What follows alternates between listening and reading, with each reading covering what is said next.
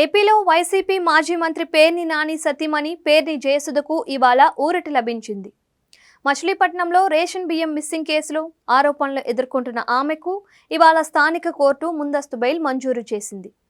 పేర్ని జయసుధ అరెస్టుకు ఓ మంత్రి తీవ్ర ప్రయత్నాలు చేస్తున్నట్లు ఆమె భర్త పేర్ని నాని తాజాగా ఆరోపణలు చేసిన నేపథ్యంలో బెయిల్ మంజూరు ఆమెకు ఊరటను ఇచ్చింది.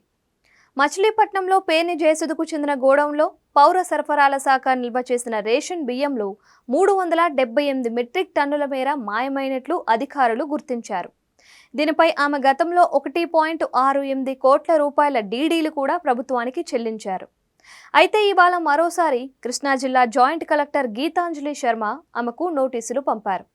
అప్పట్లో గుర్తించిన బియ్యానికి అదనంగా మరింత బియ్యం మాయమైనట్లు గుర్తించామని, ఇందుకు గాను మరో 1.67 కోట్ల రూపాయలు కట్టాలని పేర్కొన్నారు. ఈ కేసులో పోలీసులు ఎప్పటికైనా అరెస్ట్ చేయవచ్చు అనే సమాచారంతో పేర్ని జయసుధ అజ్ఞాతంలోకి వెళ్లిపోయారు. అక్కడి నుంచే ఆమె కృష్ణా జిల్లా కోర్టులో ముందస్తు బెయిల్ కోసం దరఖాస్తు కూడా చేసుకున్నారు.